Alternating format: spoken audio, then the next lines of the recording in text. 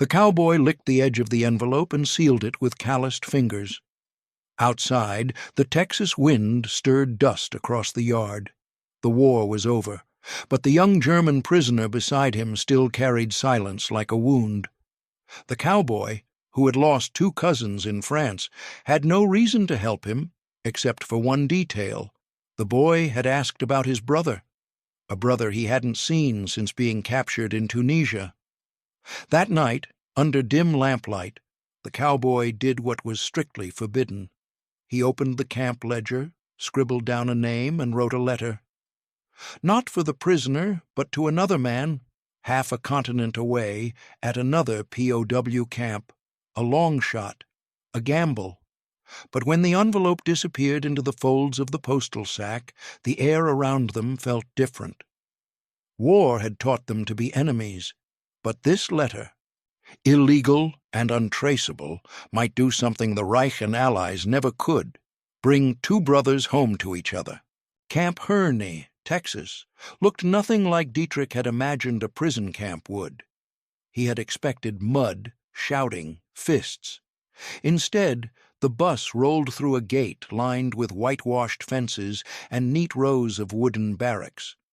A windmill turned slowly in the distance, creaking above a landscape that felt too open, too quiet. The sky was too blue. The guards didn't yell, they waved. As he stepped onto the gravel road, the first thing that hit him wasn't fear. It was the smell. Grease, bacon, coffee, all of it absurd, like some cruel trick played by the enemy. Dietrich kept his eyes low. The American boots were polished, their uniforms unwrinkled, their rifles slung across shoulders like afterthoughts. No one sneered, no one spat. A few even nodded as the line of prisoners passed. Dietrich didn't nod back. He couldn't. The contrast to what he had left behind in Leipzig was too much. There the air had reeked of soot and sewage. Here it smelled like a diner. He tightened his grip on his duffel bag and focused on each step. This wasn't safety. It was a mirage. Inside the barracks, the bunks were stacked and numbered. He was shown to a lower one near the end. Clean sheets, a folded blanket, a pillow. Not straw, cotton. He stared at them for a long time, then sat and let the mattress take his weight. It had been months since anything had. When the guards left and the door clattered shut, the murmurs around him began. German murmurs, soldiers, clerks, mechanics, boys from cities that no longer existed. Dietrich didn't join in. He unpacked in silence, then sat outside the barrack alone as twilight swept across the compound. He barely ate. The food came in trays: eggs, bread, meat, coffee. He picked at the bread and left the rest. Others devoured everything, suspicious first, then grateful. But Dietrich couldn't bring himself to trust the warmth, the calm, the strange rhythm of captivity. Instead, each evening he sat cross-legged near the fence, far from the others, and wrote. Scraps of paper, corners of ration sheets, torn pieces from inside cigarette boxes, a stub of a pencil worn nearly flat. He'd write a few lines, fold the paper, and tuck it away. Then begin again. He said nothing to anyone, even when asked. The guards left him alone. His fellow prisoners learned to ignore him. All except one. The camp's livestock handler had a crooked gait and a drawl like slow-dripped honey. A former cowboy turned quartermaster, he spent his days tending the mule team and filling out supply logs in blocky script. He noticed Dietrich early, how he never spoke, how he stared at the horizon like he was waiting for someone to walk out of it. One day, as the sun dragged its golden weight across the sky, the cowboy sat beside him on a crate and offered a cigarette. Dietrich hesitated, then took it. They smoked in silence, the American watching the smoke rise. After a while, he asked softly, "You got someone you're missin'?" Dietrich blinked, then nodded. and whispered a name. Jakob. Through broken English and a few halting sketches in the dirt, Dietrich told him what no one else knew. Jakob, his younger brother, had been captured in Tunisia 2 years earlier. Dietrich had searched every letter, every list, every whisper since. Nothing. No confirmation of death. No word of survival, only absence, a brother-shaped void in every day. The cowboy listened, didn't press, just sat with him until the sun dipped behind the watchtower and the guards called lights out.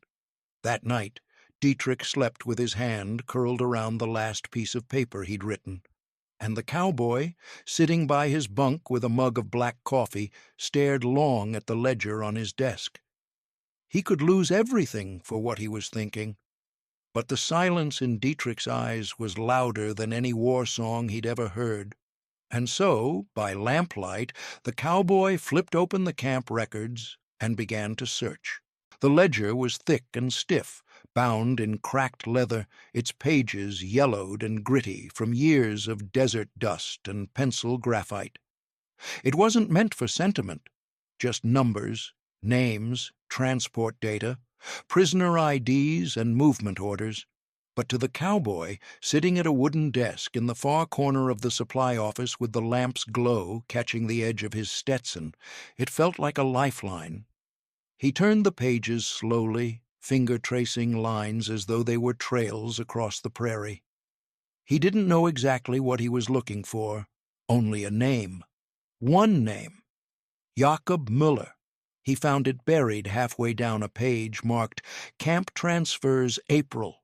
POW number 418, Camp McCoy, Wisconsin. The cowboy exhaled through his nose and leaned back. He scratched at the stubble on his chin, let the silence gather. There were rules. The Army liked rules. He had seen men punished for much less than what he was considering. Unauthorized mail, inter-camp correspondence, sharing information between prisoners. Even kindness, in the wrong context, could be treated as sabotage. But he'd looked in Dietrich's eyes. He opened a drawer, pulled out a notepad, and tore off a sheet. The pencil in his hand hovered. He wasn't a writer. Never had been. He'd barely written anything more than feed orders and requisition slips since high school. But the message didn't need poetry, just truth. Your brother is alive. That was all. 4 words. He stared at them, then folded the paper in half, slipped it into an envelope. He didn't sign it, didn't include a sender's name, just scrawled across the front, to Jakob Müller, POW, 418, Camp McCoy, Wisconsin. It was a ghost letter. No return address, no clearance. If the Army postal censors caught it, they might just toss it, or open an investigation. His hand shook slightly as he sealed the envelope with a lick and pressed it flat. He knew what he was doing, and he knew exactly what it could cost him. But he also remembered Dietrich sitting alone by the fence, fingers clenched around scraps of paper like they were lifelines. He remembered the silence that clung to him like frost, the way he flinched when someone laughed too loud or dropped a mess tray. That wasn't the silence of a prisoner. That was the silence of someone carrying grief without a grave. The next morning, under the pretense of picking up supply forms from the town post office, the cowboy drove his dusty Army Jeep down the 2-lane road that led to Hearn proper. At the counter, a friend from high school, a postal clerk named Roy, leaned on one elbow, chewing a toothpick. "Got something for Wisconsin?" the cowboy asked casually. Roy shrugged.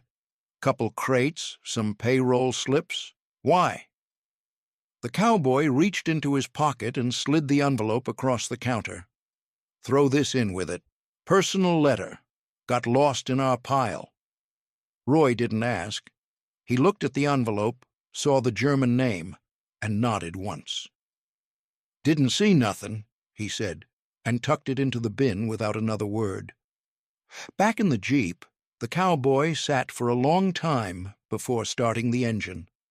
The road back to Camp Hearn shimmered with heat, the dust rising behind him like a ribbon of smoke.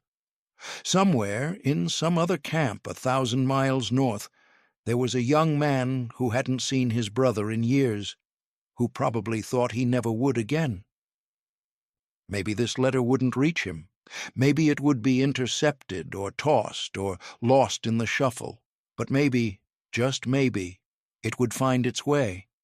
And if it did, it would be the first message Jakob Müller had received, not from a government, not from a commanding officer, but from a stranger with nothing to gain.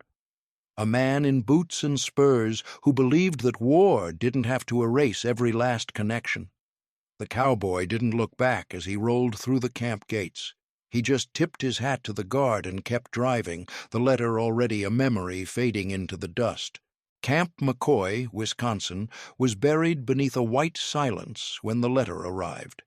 The kind of cold that seeped through wool and into bone, where breath hung in the air like smoke and men moved slowly, as if conserving warmth like it was currency. Jakob Müller had grown used to this quiet.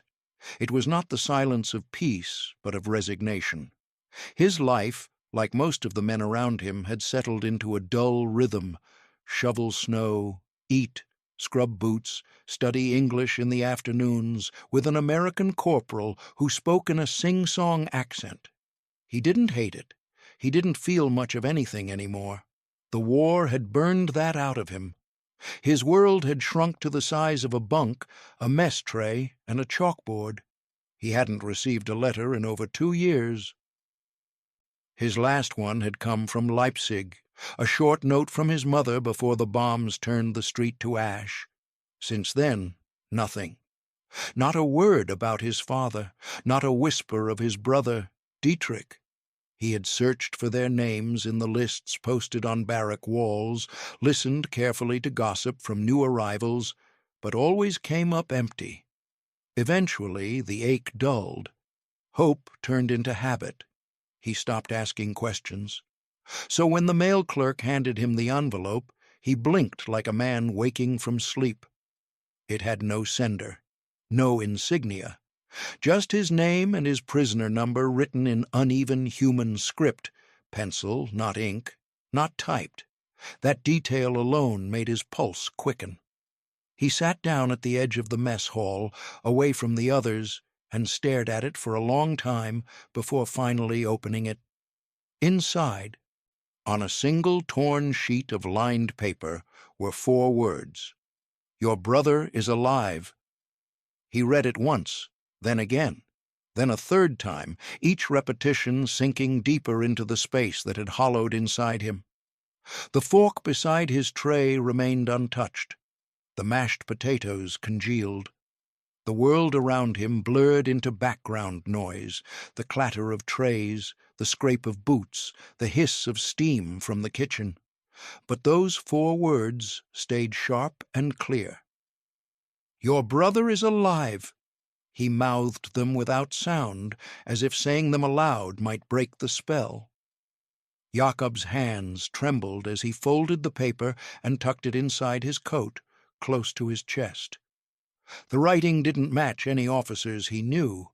It wasn't part of any official message system. That, in itself, made it more believable.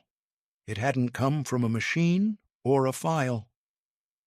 It had come from someone, a person who knew, a person who cared enough to break rules just to tell him what no authority ever had.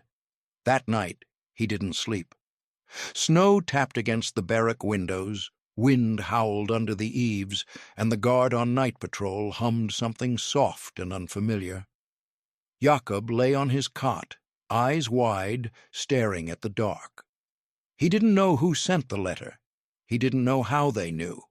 But for the first time in 2 years, he felt something close to warmth, not in his body, but in the place where belief used to live.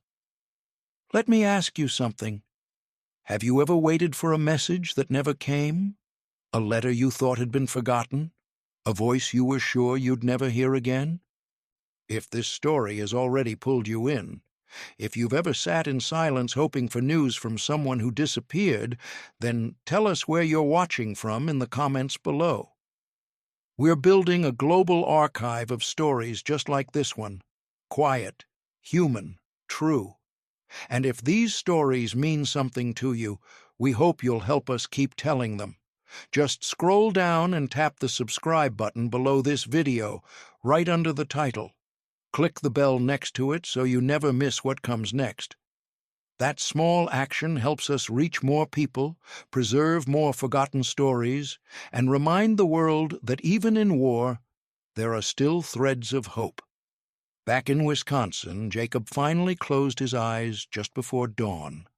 The paper rested against his heart, the words still echoing in his mind. He didn't know what would happen next. But he knew this: someone, somewhere, had reached across a continent of silence just to let him know that Dietrich was still out there. And suddenly, the world felt a little less cold. Before there was a war, before Africa and Sicily and all the names etched into stone, there were just two brothers running barefoot through the cobbled alleys of Leipzig. Jakob and Dietrich Müller, sons of a cobbler with stained hands and a mother who sang lullabies while boiling cabbage over a coal stove. They were boys then. Jakob the younger by 2 years, but bolder, louder, always daring Dietrich to climb rooftops or sneak into the baker's yard for crusts. At night, when they were supposed to be asleep, they'd write each other notes, crumpled scraps hidden inside tin cans they tied to string and passed between their attic bedrooms. They called it the wire.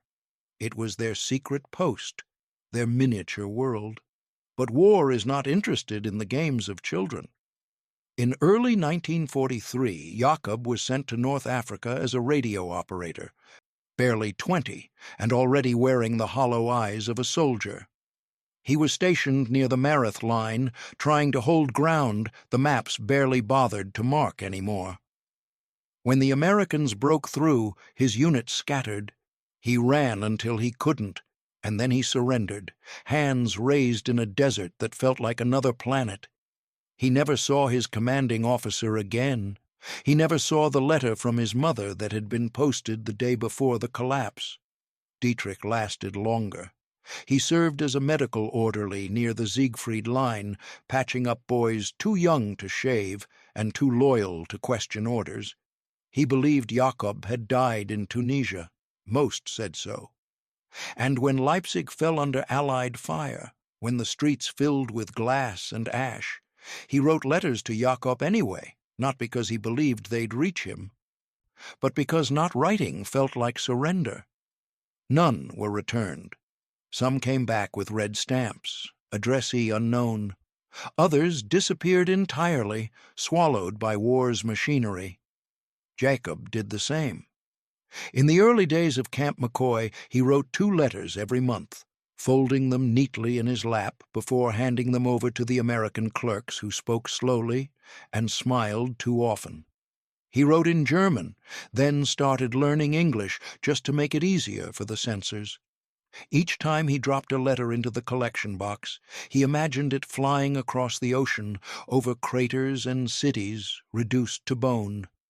He pictured Dietrich opening it in some Red Cross camp, smiling, writing back. But nothing ever came, just silence. The censors played their part. Names were blacked out, sentences trimmed down to formalities. One letter Jakob received from an aunt in Dresden arrived looking like it had been bitten through by rats. Whole paragraphs missing, entire thoughts replaced with blank white strips. In time, both brothers stopped writing, not because they gave up, but because they didn't know who was left to write to. And yet memory lingered. One night, weeks after the mysterious letter had arrived, Jakob sat on the edge of his bunk, turning the scrap over in his hands. He thought about the wire, the real one, the one between his barracks and the open snow, and the one he and Dietrich had once used to pass messages when they were supposed to be asleep.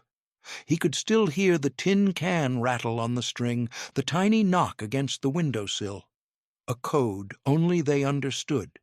He smiled, bitter and soft at the edges, and whispered to no one. Still the same wire, just a longer house. Here in America, their new home had fences instead of hallways and guards instead of parents. But in that moment, he wasn't a prisoner. He was a brother. And for the first time in years, the wire between them trembled again. The message had gone through. Jakob sat cross-legged on the barracks floor the next evening, his back against the rough wood wall, a pencil trembling in his hand. He had torn 6 pages from a worn English notebook, the kind Corporal Ray sometimes handed out with paperback novels and grammar sheets.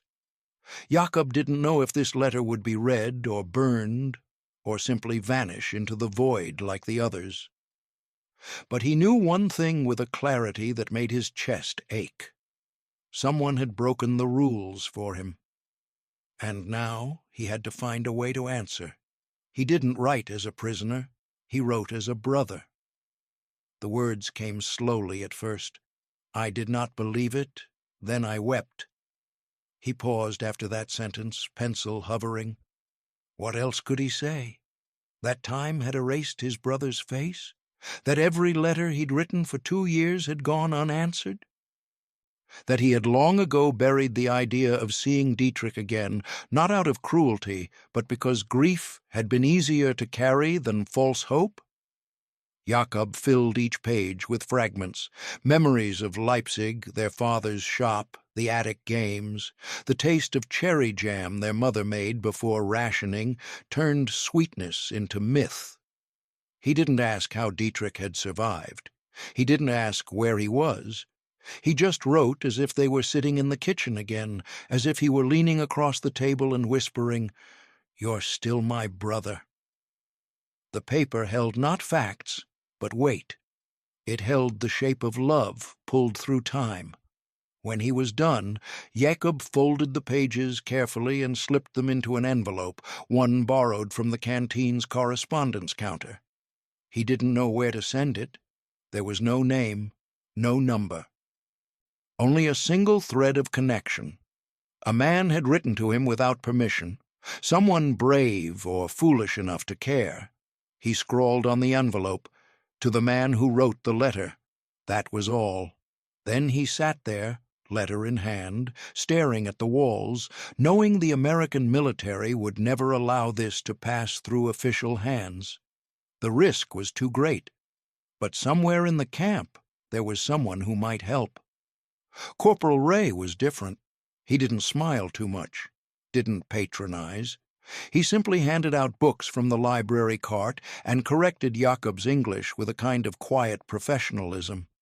He never asked for anything. That alone made Jakob trust him. That, and the fact that he had once slipped him a German novel, all quiet on the Western Front, with no explanation, just a nod. The next afternoon, Jakob lingered near the book cart as the other prisoners filed past. He waited until they had cleared, then stepped forward, the envelope trembling in his hand. Ray glanced up, eyes narrowing. "I need a favor," Jakob said softly. "A dangerous one." Ray looked at the letter, then at Jakob, and something in the soldier's expression shifted, not surprise, but recognition. He didn't ask who the letter was for. He just tapped a finger against the edge of the cart and said, "Slip it under the Steinbeck." That night, Ray made his usual supply run into town. No one stopped him at the gate. He'd done it 100 times. At the post office, he dropped a stack of envelopes into the outgoing bin. Military orders, supply manifests, all official. And at the bottom, tucked just beneath a requisition slip, was Jakob's letter. Unmarked, untraceable. 6 days later, the cowboy unfolded a crumpled envelope that had arrived with the morning mail. Inside were 6 pages of notebook paper, creased, smudged, written in a hand both hesitant and full of breathless urgency. The first line read, "I did not believe it. Then I wept." He didn't move for a long time, just sat with the letter in his lap, staring out across the Texas plain. The wire had spoken again. The echo had returned. From that moment on, the letters became lifelines. What began as one stolen message between two distant camps grew into a steady rhythm, like heartbeats between brothers too far to embrace. The cowboy in Texas and the corporal in Wisconsin understood the rules well enough to know they were breaking them. But something deeper than duty kept them quiet. No one spoke of the envelopes slipped under supply manifests or tucked into books of Steinbeck and Remarque. No one asked why a German prisoner at Camp Hearn smiled a little more each morning, or why another up north began borrowing English dictionaries and scribbling translations into the margins of his bunk ledger. The war was over. But here, between these two men, something was still being repaired. The letters were never long enough. 6 pages became 10, then 12. Ink smudged where tears landed, pages stuffed with the mundane, what they ate that morning, eggs or porridge, what the guards were like, what birds they heard in the trees. Jacob described the frost that clung to the windows, the smell of bacon. He still couldn't believe was real. The sound of American jazz floating across the yard from the mess hall radio. Dietrich wrote about the Texas heat, how it stuck to his skin and made the dust rise like smoke. He told Jacob about the cowboy, though never by name, just the man with quiet eyes and sunburned hands. They spoke of their mother, always their mother. Was she still in Leipzig? Did she survive the winter? Had the bakery on Dresden Street been reduced to rubble? One letter ended with a single line. "Do you think she would know us if she saw us now?" Another opened with, "I dreamt of our attic last night, the can, the wire. I waited for your message. Then I woke up." Jacob's English improved. Slowly, painfully. He began slipping phrases into his letters, testing the words he was learning, trying to shape a voice that might one day reach across not just borders, but languages. Dietrich noticed. He responded in kind, mimicking the effort. It became a shared language, part German, part English, all heart.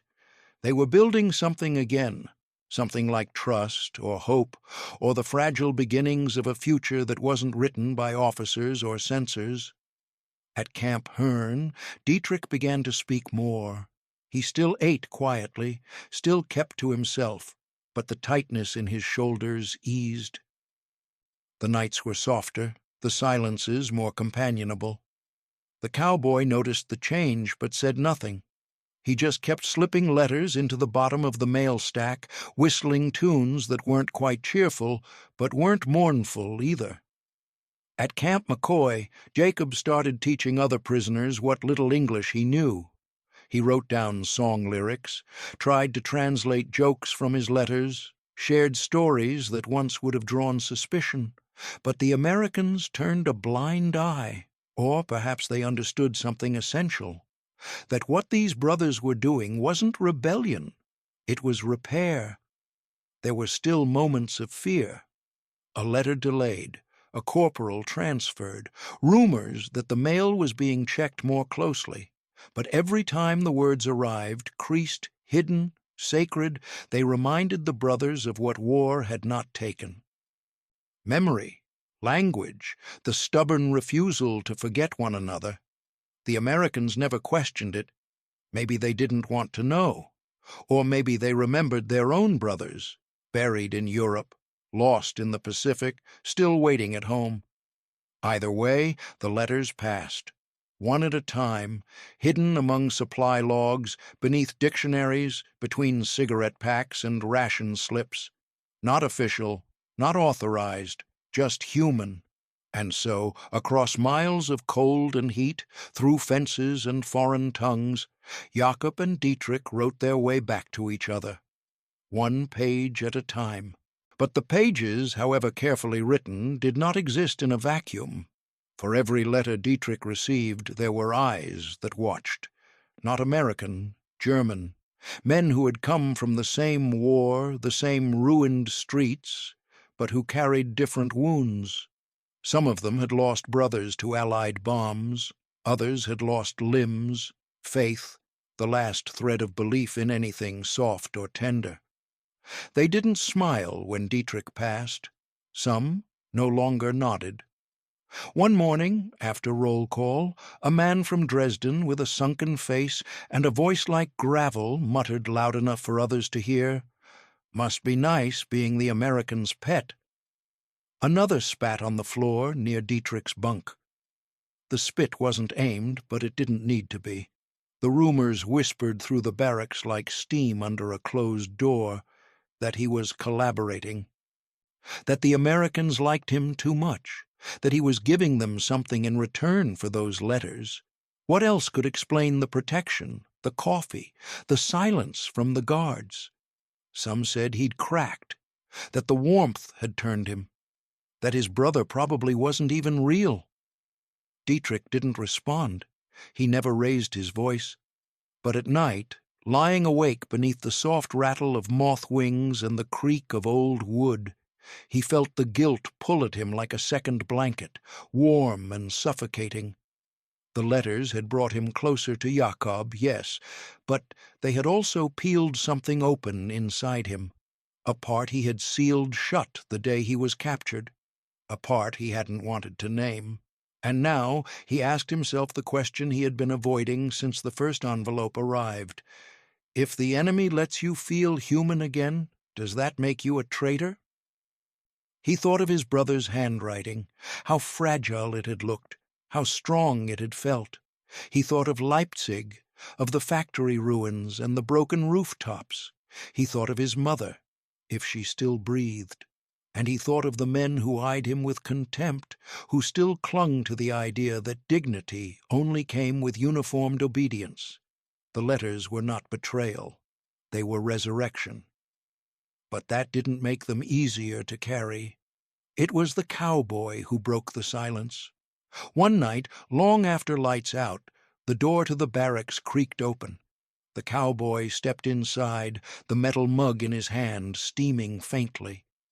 He didn't say anything at first, just walked over, sat on the edge of Dietrich's bunk, and handed him the coffee. Dietrich took it with both hands, unsure why his fingers were trembling. "You know," the cowboy said after a long pause, "I lost 2 cousins in France, grew up with them, shot bottles with them, fed horses together." Dietrich stared at the mug. "I'm sorry," he whispered. The cowboy nodded slowly. "Me too." Another silence, the kind that didn't weigh as much. Then the cowboy leaned forward, his voice just above a breath. "Men who build bridges don't dig graves." He said it without explanation, as if it had been said to him once, long ago, and had just now come back. Dietrich didn't answer, but the phrase landed somewhere beneath his ribs and stayed there. That night, he didn't write. He didn't need to. He just sat with the mug between his palms until it went cold, watching the moonlight bend across the floor like wire. The next morning, the wind shifted. The air carried something different, an unease, a whisper that the world outside the fences was crumbling faster than anyone had imagined.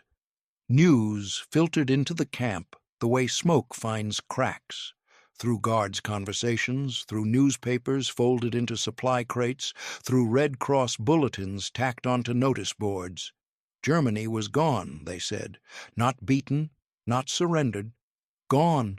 Whole cities turned to bone and ash. Leipzig, Dresden, Hamburg, all burned, all broken. Entire families vanished beneath rubble. Dietrich's hands trembled as he traced the black headlines in a paper someone had smuggled from the mess hall trash. Starvation in Berlin. Thousands dead. Civilians flee east. Each line was another fracture in the illusion that home still existed somewhere across the ocean. He wasn't alone in his shock. Around him, men who once spoke only of pride and fatherland now sat hollow-eyed, their shoulders hunched over like old trees in wind. Some cried openly for the first time. Others refused to believe. "Propaganda," they said. "Lies." But the photographs told the truth.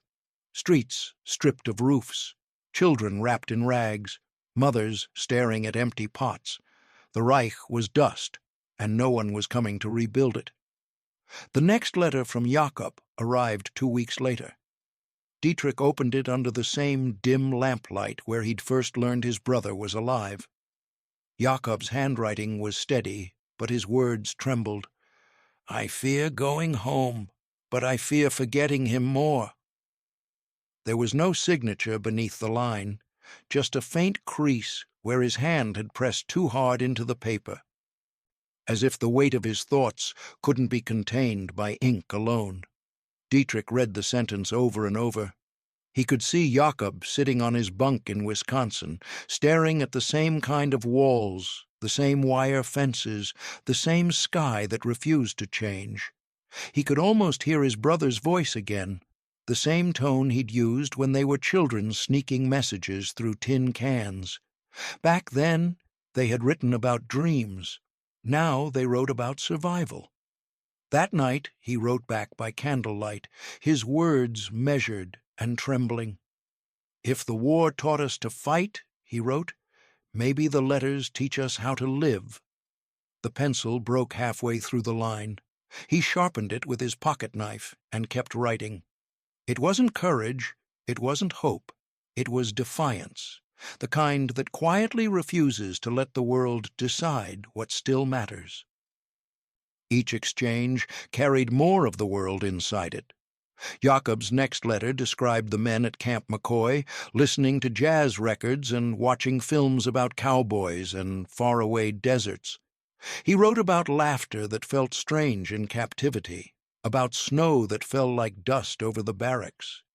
Dietrich wrote of Texas heat, of the cowboy who still brought him coffee, of how the sound of crickets reminded him of Leipzig summers before the war. They didn't speak of guilt. They didn't speak of death. They spoke of living, as if by naming it enough they could keep it real. Then came the line that changed everything. Jakob wrote, "When this is over, will you meet me? I want to see your face again before we step back into ash." Dietrich read it aloud once, quietly, then again, slower. The paper shook in his hands. It wasn't just a wish, it was a plea. A demand for proof that life could still happen after everything had burned. The words echoed in his head for days, following him through morning roll calls, through work detail, through restless nights when the crickets sang and the guards paced outside. He didn't answer right away. Some things felt too large for paper, but when he finally sat down, he didn't hesitate. He wrote only 3 words, "Yes, I promise," then folded the page, sealed it, and handed it to the cowboy. Neither of them said a word, but the cowboy saw something in Dietrich's eyes, a resolve that hadn't been there before. Beyond the fences, the war was dying. Inside them, something else was beginning to live. And then, just like that, Jacob was gone. It happened on a Thursday. The air in Texas had already begun to carry the scent of heat-baked earth, and Camp Hearn was in its usual rhythm, morning roll call, coffee percolating in the mess, letters quietly passed beneath books and ledgers. Dietrich waited near the fence like he always did, hoping the cowboy would come with the next reply. But instead of paper, the cowboy brought silence, a tightness around the eyes, a long pause before he spoke. "They cleared out McCoy," he said softly. "Closed the camp, sent 'em back early." Dietrich's world narrowed in an instant. "Jacob?" The cowboy didn't answer right away. He just handed over a folded letter with a Wisconsin postmark, already yellowing at the edges. The ink was slightly smudged, the paper torn at the corner. And inside were words Dietrich had dreamed of, words he'd feared he might never see. I will wait in Leipzig, where the windows still hold our names in dust. That was all. No date, no forwarding address, no mention of a ship or a city or a path home. Just that single line, a message left like a candle in a ruined hallway, flickering faintly for anyone who might return. Dietrich sat down right there on the gravel, hands shaking, the letter resting on his knees. Around him, the camp buzzed with ordinary noise, boots marching, birds chirping, men laughing too loud at nothing, but inside him, everything was still, still and cracked open. Jakob was gone. They'd almost made it. A few more weeks, a single month. A train had left in the night, carrying his brother back to the ruins they had once called home, and he hadn't even known.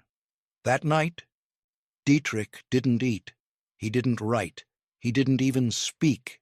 He just stared at the sentence, running his fingers over it again and again, as if touching the paper might somehow keep his brother closer.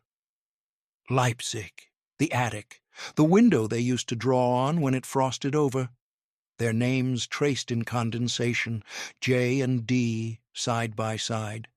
He could see it now, as clear as the words in his hand. The cowboy found him the next morning sitting on the steps outside the barracks, the letter tucked into his shirt. For a moment, he said nothing. Then he sat down beside him and handed him a slip of paper. "If you ever find him," he said, "write me." Dietrich looked down. A name. An address in a small town in Oklahoma. No rank, no title, just a house, and a man waiting to hear the end of something he had helped begin. "I want to know how the story ends," the cowboy added, voice low. Dietrich nodded once, folding the paper with the same care he gave to every letter now. He didn't say thank you. He didn't need to.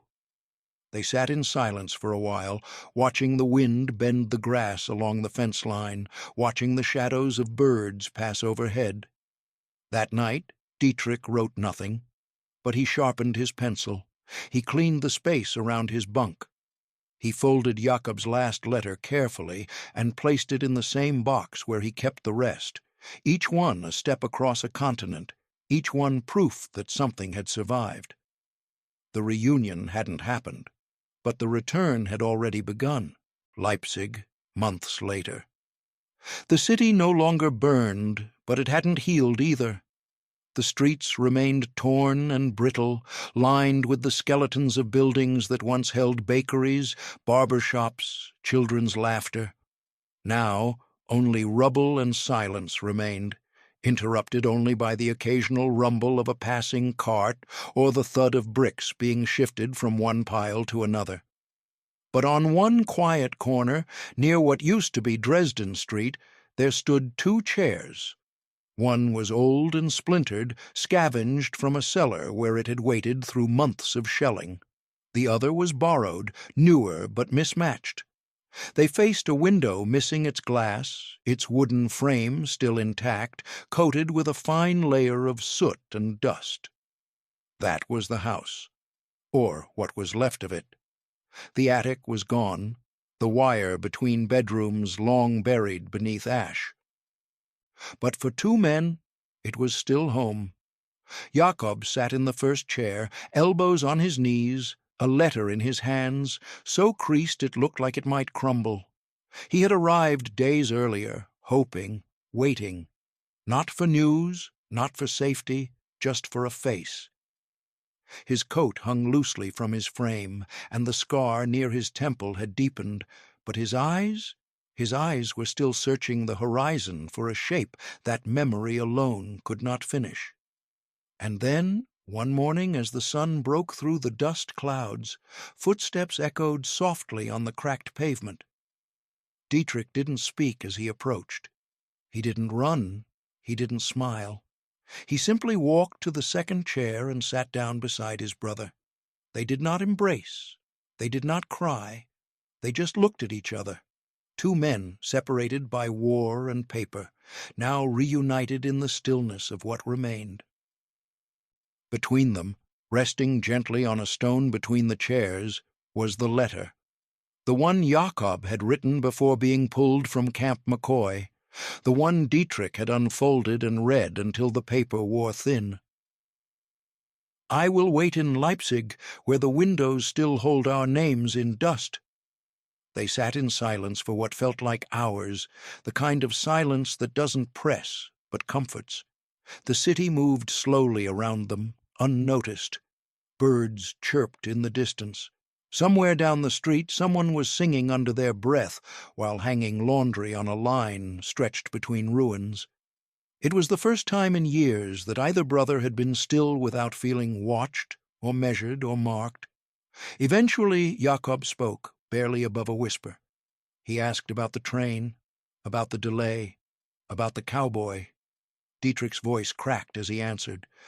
"We never learned his full name," he said. "Just called him the cowboy.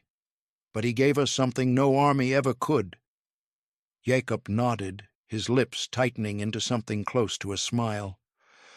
"The warmth of his fire," he said quietly. "The ink of his pen."